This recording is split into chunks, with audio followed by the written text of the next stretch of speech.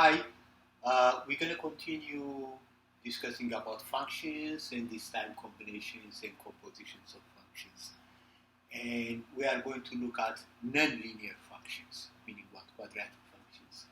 So first, let's try by the domain of functions.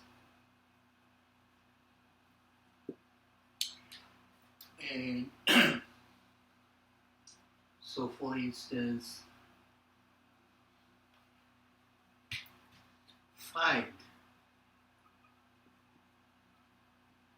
the domain of, I'm going to give you a couple of examples. You know what that means, the domain of functions, what value of x are we allowed to use. So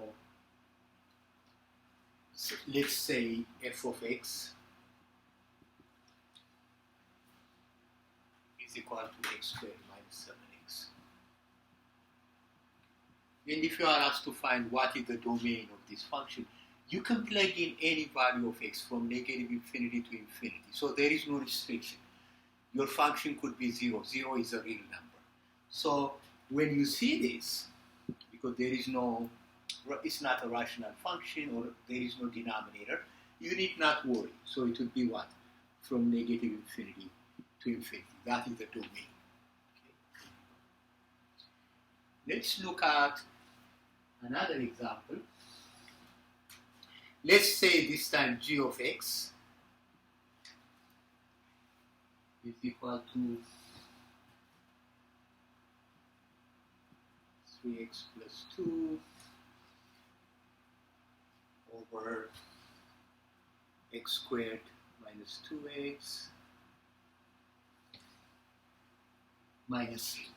Here we need to worry about the domain of the function. Whatever value of x we put, we cannot put that value in which the denominator becomes 0. So don't worry about the numerator. Look at the denominator x squared minus 2x minus 3 and ask yourself for what value of x is x squared minus 2x minus 3 is equal to 0. Because if it is 0, then anything over 0 makes it undefined. Okay, that's what we need. So I would write x squared minus 2x minus 3 is equal to 0 and solve for x. Now, two numbers multiplied will give us negative 3 and added will give us negative 2. If you look at them, it would be negative 3 and positive 1. So you would do x minus 3 and x plus 1 is equal to 0. Now you know x minus 3 is equal to 0 or x is equal to 3. X plus 1 is equal to 0 or x is equal to negative 1. So now these are crucial values. If you plug either of the numbers into the denominator becomes 0. That means we cannot have in our domain x is equal to 3 and x is equal to negative 1. So how do we write this? Meaning what? What we are saying is x cannot equal to 3 and x cannot equal to negative 1. So the domain for g of x would be negative infinity to negative 1, but not negative 1 included. Then union negative 1 and 3, and then union 3 to infinity. So that would be your final solution. Okay.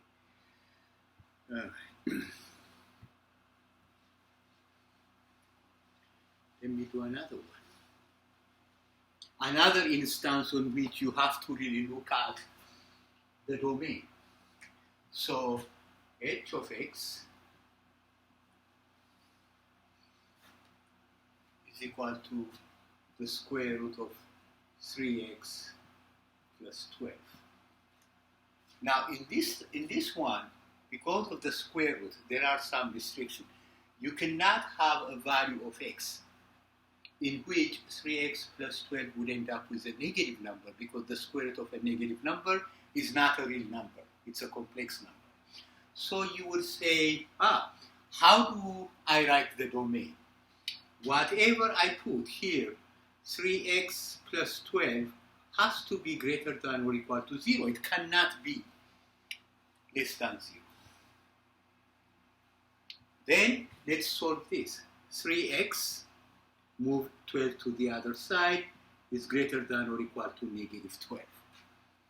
Divide both sides by 3, x has to be greater than or equal to negative 4. This is your domain. So how do you write this on interval notation? You write the bracket, negative 4 to infinity, and that is, you're done. This would be your domain of this one. So if you plug any number between negative 4, including negative 4 and infinity, it works. Okay? Now, let's go ahead and look at another instance of trying to find the domain. Now this time, let's say f of x equal to 3x plus 2 over the square root of 14 minus 2x. Now, this one is a little bit different from the earlier one that we are using. Now, the square root is in the denominator. So, meaning what? Not only the value of x that you put would not end up with the square root of a negative number, it cannot also be 0, because the denominator, anything over 0 makes it undefined. So, how do I write the domain? I would write 14 minus 2x, this time not greater than or equal to 0, but it has to be greater than 0. Okay, now I'm going to solve this.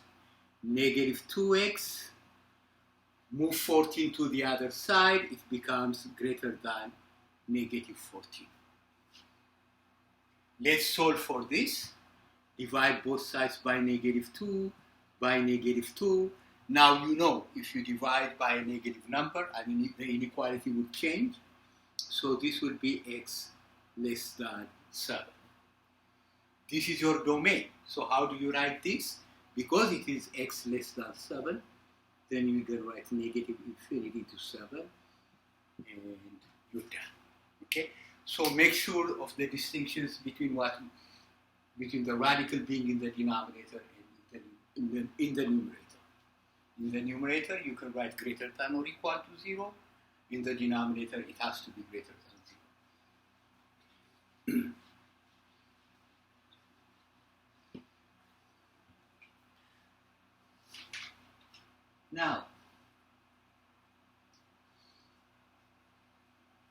Now the combinations. So we're going to talk about combinations. This one is not that difficult. We are going to add functions, 2 different functions, and we bring them together. So if you have, let's say, f of x is equal to 2x minus 1, and g of x, another function, is equal to x squared plus x minus 2. So you would be asked to find what is f plus g of x. Meaning what? You are asked to add the 2 functions. So this would give you what? 2x minus 1 plus x squared plus x minus 2. Then combine the like terms. You know how to do this. For x squared, your 2x and x becomes 3x, and your negative 1 and negative 2 becomes negative 3. So if you add the 2 functions, you end up with the trinomial x squared plus 3x minus 3.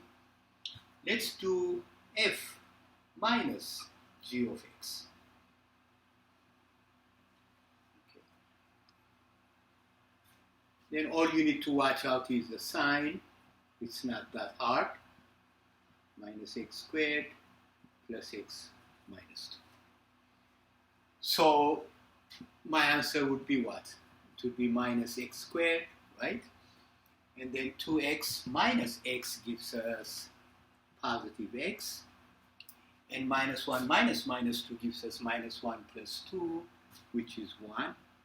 Then you end up, so if you subtract g of x from f of x, that's what we end up with. Another form of combination is f times g of x. Now you are multiplying the two functions.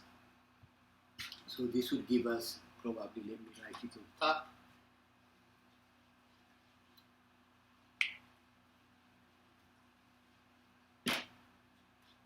And so you can do f times g of x, and this will be 2x minus 1 times x squared plus x minus 2, and do the following.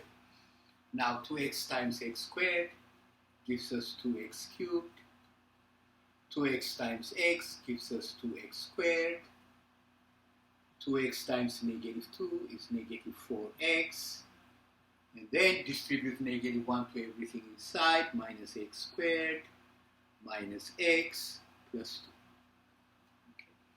2. Okay. And the next thing that you're going to do would be combine like terms, so you have 2x cubed, 2x squared minus x squared gives us 1x squared, minus 4x minus x gives us minus 5x, plus 2, and we're done. The next item that we discuss is, what about if we divide f divided by g of f of x divided by g of x? So this is what?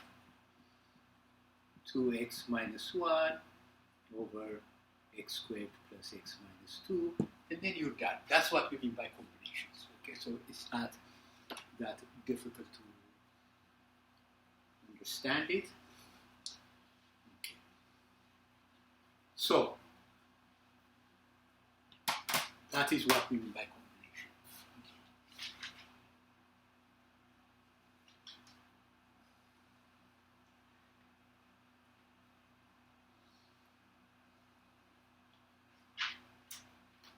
Now we are looking at composition. Composition, I think you have seen this also in 095. It's the tiny small f of g of x, and it becomes f of g of x. Meaning what? Composition f of g of x means what? G of x becomes part of f, and if I reverse that, g of f of x is telling me what? The f of x becomes part of g of x. And it's not that difficult to understand. Let me give you an example. Suppose you have f of x is equal to 3x minus 4 and g of x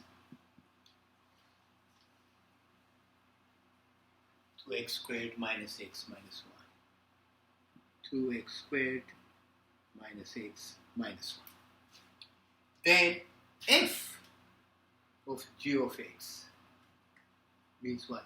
Wherever there is x, you replace it by g of x. That's what we mean, f of g of x. So you're going to write 3. Now your x becomes what? Your g of x. So put a parenthesis, 2x squared minus x minus 1 minus 4. Okay? Your x becomes your g of x. Then we're going to distribute this, so this becomes 6x squared minus 3x minus 3 minus 4.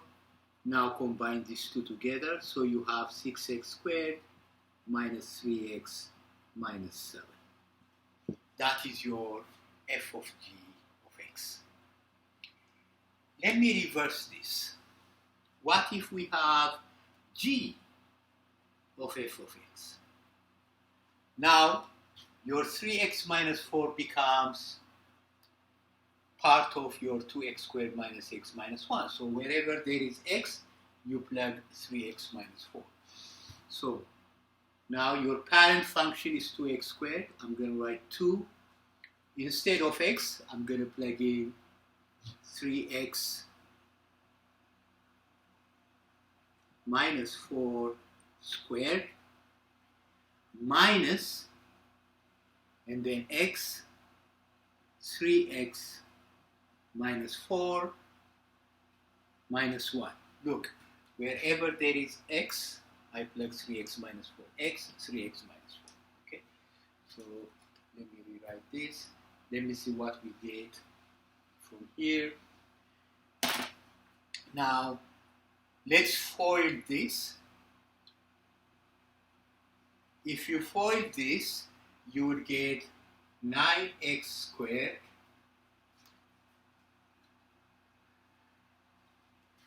right, and then minus 24x plus 16. 3x minus 4 times 3x minus 4, right? Okay. And let me put minus 3x minus 4 and minus 1. Okay. Now all we need to do is what? Distribute 2 to everything inside. 2 times 9 is 18x squared. 2 times negative 24x is minus 48x. 2 times 16 is 32. Minus 3x plus 4 minus 1. Now all I need to do is what? Bring them together or combine like terms. You have 18x squared minus 48x and minus 3x is minus 51x. 32 plus 4 is 36. 36 minus 1 is 35. So you have, this is your g of f of x. Okay, your f of g of x is this one, your g of f of x is that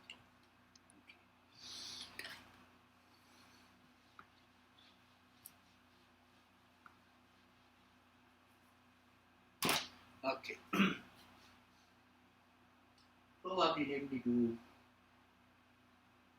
another one, another example, and this time also finding the domain once we know the composition.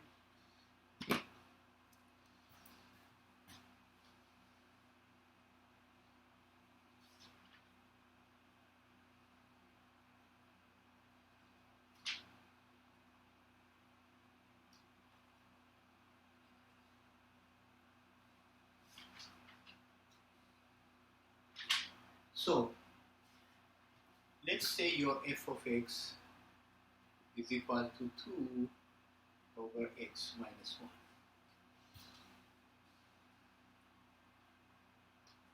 And your g of x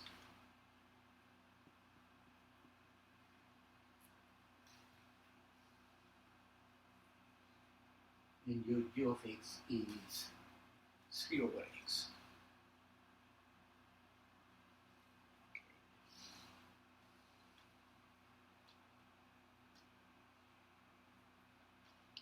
Find f of g of x, meaning what? Your g of x becomes part of your f of x. So f of g of x will give us, I'm going to write 2, then your x becomes your g of x. So instead of writing x, you would write 3 over x minus 1. Once you do that, say to yourself, x cannot equal to 0, right? Because the denominator cannot equal. Let's try to simplify this. So 3 over x minus 1 over 1. Then the least common denominator is x, so I'm going to multiply this one by x and x. So f of g of x becomes 2 over 3 minus x over x. Okay? Again, put a note, x cannot equal to 0. Now, 2 divided by 3, 2 over 3 minus x over x is what? 2 divided by 3 minus x over x. But what is this? It is 2 times x over 3 minus x. Now combine them together, so you end up with what? 2x over 3 minus x. Now, the domain has one more restriction, because what? X cannot be 3. So, meaning what? You write x cannot equal to 3. Therefore, your final answer would be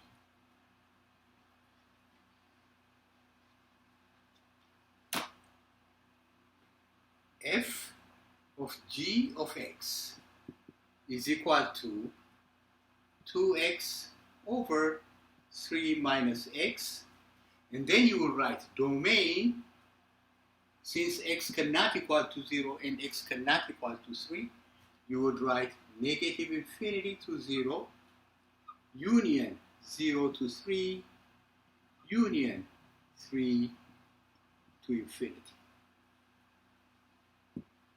That would be your final answer. If you do them step by step, they're not that difficult. Let me do probably another one.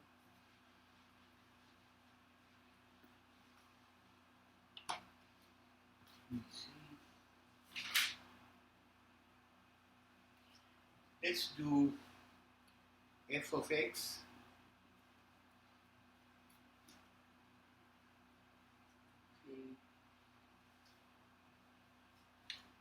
(4 over x plus 2) and your g of x is equal to 1 over x. So before we do the domain, we have to be. So f of g of x would be 4. Instead of your x becomes now what? 1 over x. 1 over x plus 2. Then you would say, x cannot equal to 0.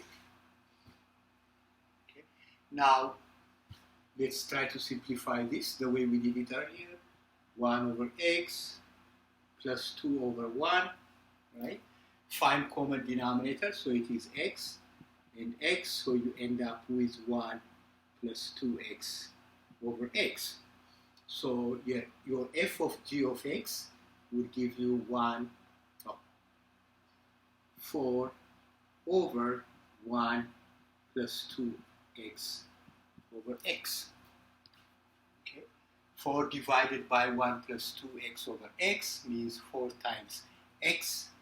So just flip this, x over 1 plus 2x. So you end up with 4x over 1 plus 2x. And now we can find for what other value of x are we restricted. So meaning what? Set the equation equal to 0. It's negative half, but you can say 1 plus 2x is equal to 0. Then 2x is equal to negative 1. And x is equal to negative half. So whatever domain you write, x cannot equal to negative half. We are adding x is equal to negative half, meaning what? X cannot equal to negative half. Therefore, your final answer would be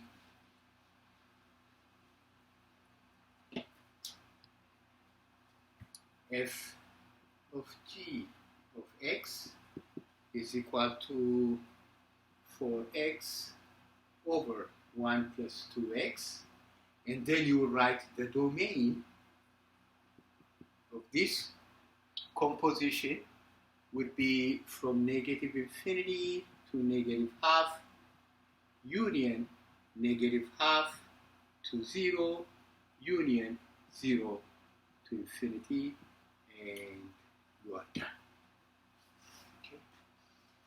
Okay, so that takes care of today's session, and we'll be talking about inverse functions